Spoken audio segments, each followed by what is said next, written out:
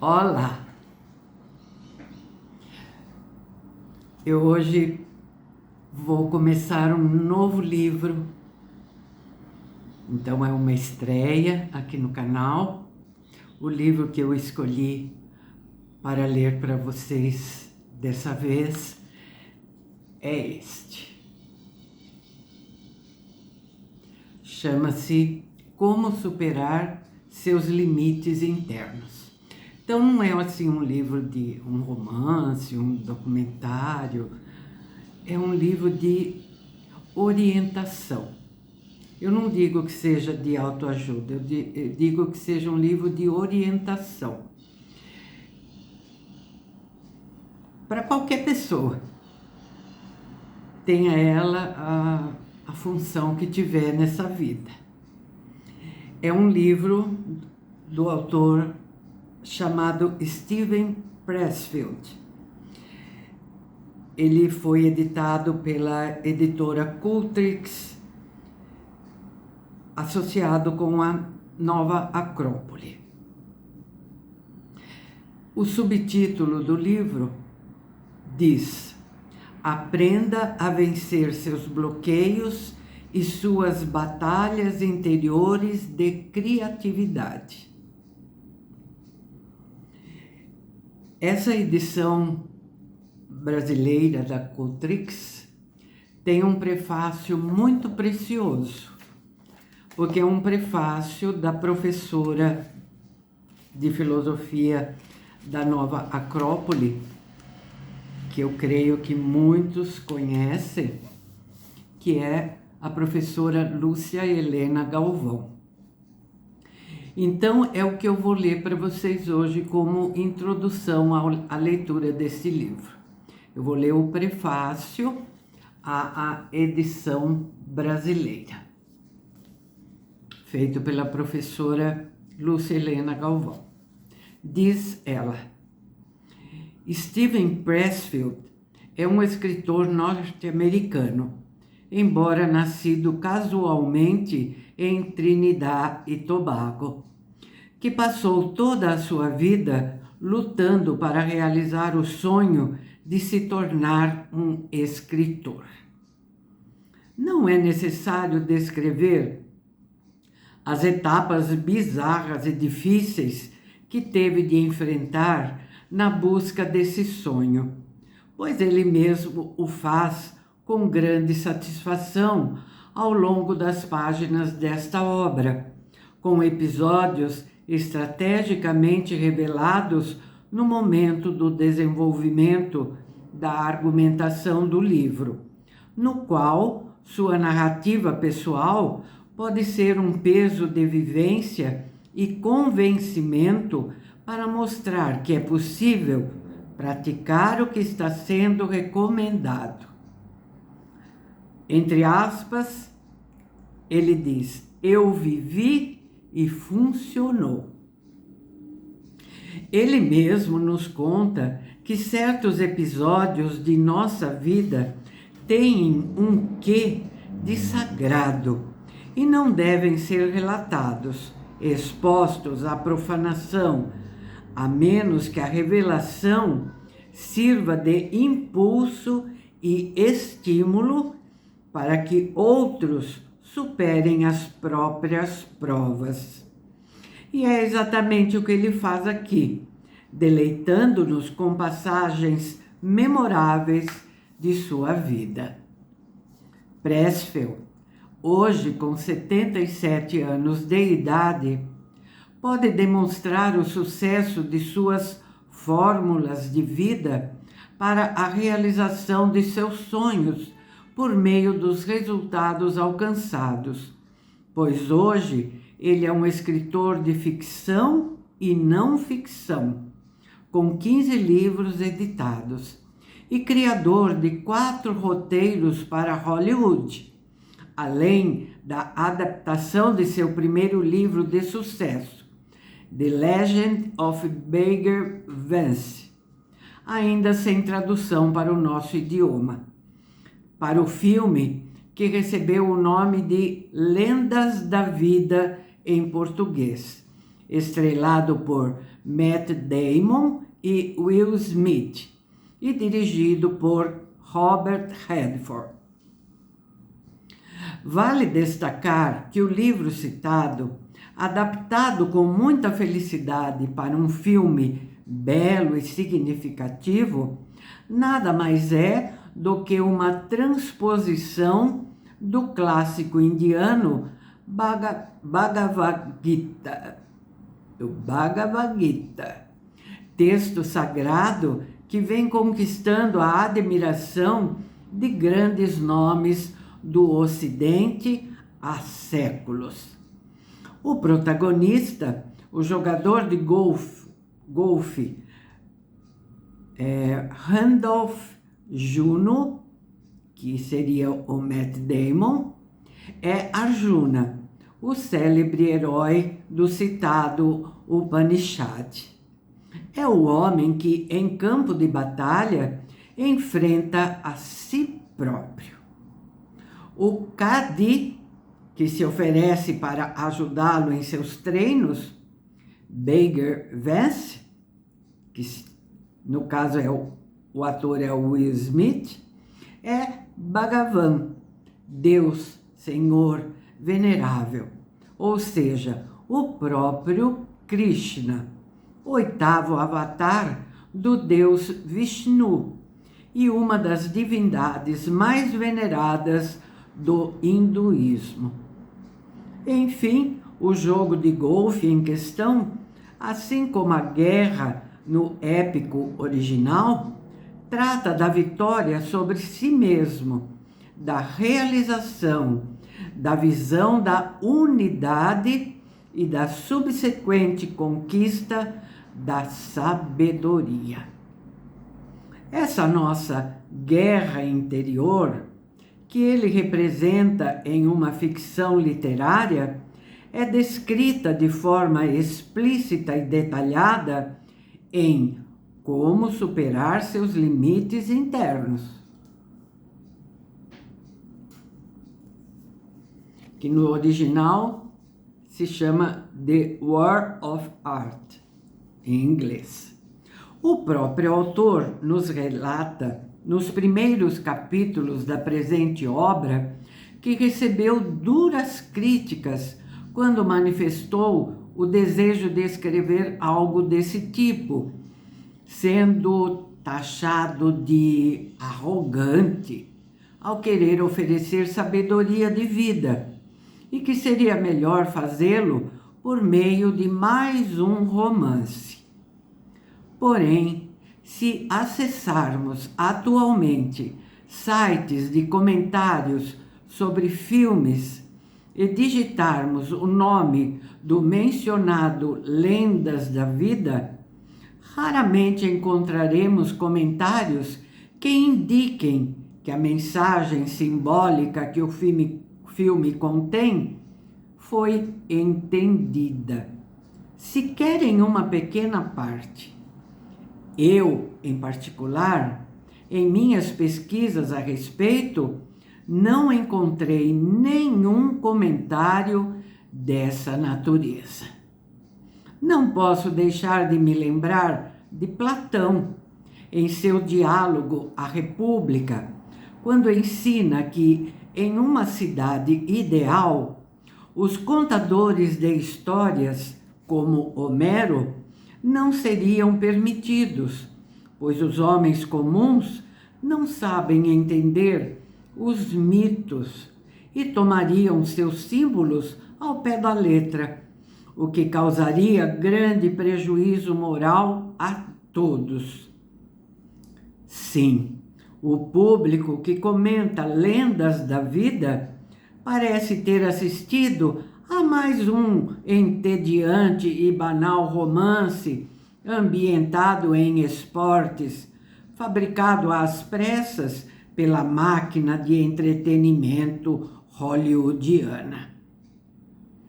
Que bom, Sr. Pressfield, que não emprestou ouvidos às vozes da resistência que o aconselhavam a não escrever Como Superar Seus Limites Internos. Observando a lista de livros escritos por nosso autor, veremos que há uma grande predominância de ficções com base histórica ligadas a algum tipo de guerra, e em vários casos, tendo como pano de fundo a antiguidade clássica. Para aqueles que admiram uma ficção histórica bem escrita, segundo meu critério, será escassa a lista de escritores do gênero, que, além de um embasamento histórico preciso, são capazes de colocar o leitor dentro daquele determinado painel de forma tão eficiente quanto Steven Pressfield. E uma explicação que não esgota a questão, mas se aproxima de uma boa resposta, é que o homem que ali nos escreve já não é o escritor norte-americano, mas um espartano, um ateniense ou um cidadão de seja lá que época histórica for. Nosso autor, pelo amor que dedica ao tema, é capaz de um nível de identificação tal que faz ver aquele painel histórico como um protagonista dos fatos, e não a partir de 20 ou ainda mais séculos depois. E não se trata de uma identificação momentânea, como a de um bom ator. Em uma das entrevistas que fiz com Pressfield no ano 2020, entre parênteses ela coloca, para os interessados, constam ambas no YouTube da Nova Acrópole. Fecha o parênteses. Ele me dizia que, abre aspas, não é um homem deste tempo, fecha aspas. E de fato não o é. Ele é o homem que considera a vida, toda a vida de todos os seres humanos, um épico, travado todos os dias, e percebe que muitos vão à batalha de olhos vendados e depois queixam-se permanentemente de suas derrotas, como se estas se devessem a algum fator externo. Já advirto ao leitor que neste livro, contrariamente ao que sugere o título, ele não encontrará uma espécie de manual de boa performance para artistas, ou algo que o valha, pois nosso autor, comprovadamente um amante dos símbolos, não trata de um artista stricto sensu, mas da ampla e onipresente arte de viver.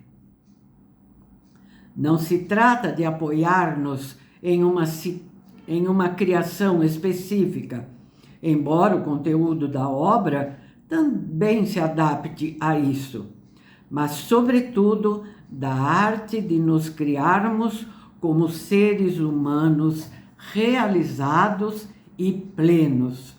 E graças à nossa atuação no mundo, podermos nos ver como alguém que se converteu em fator de soma para o propósito da vida como um todo, sem ter vivido em vão e estando, enfim, em paz, quite com os céus e a terra.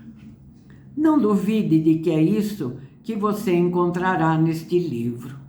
Se alguma dúvida persistir ao longo da leitura da primeira e segunda partes, a terceira, que é Além da Resistência, o Reino Superior, fulminará todas as hesitações definitivamente. Então, prepare-se para a guerra. O inimigo, mestre em máscaras e em recrutar aliados, além de conhecedor de psicologia profunda, chama-se a resistência. O financiador dela é seu próprio medo, sobretudo o chamado medo de crescer, com todas as mudanças e os compromissos que esse crescimento possa exigir. Ou seja, em última instância, o grande inimigo foi contratado por você mesmo, mas não se apoie nisso para achar que no último momento ele lhe será misericordioso. É uma força da natureza invocada inconscientemente por você mesmo, cujo objetivo é lutar até a morte. Esse inimigo se apresentará sempre? Não. Apenas quando aquilo que você pretende realizar o faz subir um degrau na escalada necessária rumo ao seu crescimento como ser humano. Para aquelas iniciativas que o paralisam ou o fazem até descer um degrau rumo ao egoísmo, à estagnação e à alienação, a resistência, como diz o autor, carimba seu passaporte. E mais, como a maioria da humanidade está limitada ao próprio crescimento, presa fácil das próprias resistências, seu crescimento incomodará e você vai começar a ser criticado e boicotado. São os aliados da resistência. Além das inúmeras vozes internas, como desculpas e pretextos, às vezes terrivelmente convincentes, você ainda terá de lidar com essa tropa de apoio externa. Por isso, diz nosso autor que o artista, ou seja, o protagonista dessa saga, é um voluntário para o inferno. Mas nem tudo é tão obscuro. Nosso autor nos dá orientações de deslocamento de nossas tropas em campo de batalha que são preciosas. Por exemplo, o conselho de sempre ter como objetivo não a vitória, mas conseguir controlar-se com firmeza e determinação. Garantir cada dia. Não dramatizar. Saber que amanhã de manhã tudo recomeçará. E aprender a amar essa saga que traz à tona a cada dia nossos melhores potenciais. Pressfield nos ensina a diferença entre profissionais e amadores e a necessidade de sermos profissionais para termos alguma chance diante de um inimigo desse porte. Toma exemplos de nossa conduta na vida profissional e os transfere para toda a nossa vida. Toma conselhos com Carl Jung, com Somerset Maugham e até com os fuzileiros navais norte-americanos. Enfim, o autor nos ensina a usar artilharia pesada e usá-la todos os dias, pontualmente, com perseverança e responsabilidade. E aí vem a delícia da terceira parte. Além da resistência, o reino superior, na qual relaxamos, enfim, mas nem tanto, ao saber que não temos só inimigos, mas também aliados poderosos nesta guerra. Há que ter mérito para que eles confiem em nós e se aproximem, e há de aprender a ouvir as vozes deles. Nessa parte, os autores e as personalidades espirituais citados vão de Homero a Krishna, mas as observações feitas por Pressfield não são baseadas em nenhum tipo de doutrina ou crença, e sim em sua própria e rica experiência de vida. Ressalto que sua vida não é repleta de fatos fantásticos, mas dessas experiências simples que todos nós vivenciamos, que se tornam especiais graças a um detalhe. Ele sabe ver e ouvir, ele sabe guardá-las e crescer com elas. Em uma manifestação de humildade genuína e com a maior naturalidade possível, ele nos fala de suas experiências como trabalhador em plataformas de petróleo, como motorista de reboques de trator e outras peripécias, e de quando foi reunindo de aprendizado em cada um desses episódios. Uma vida movimentada, mas comum, aliada a um segredo complexo. Ele sabe ler os recados que a vida lhe manda. E o presente livro é uma esforçada e brilhante tentativa de alfabetizar a outros nessa mesma arte.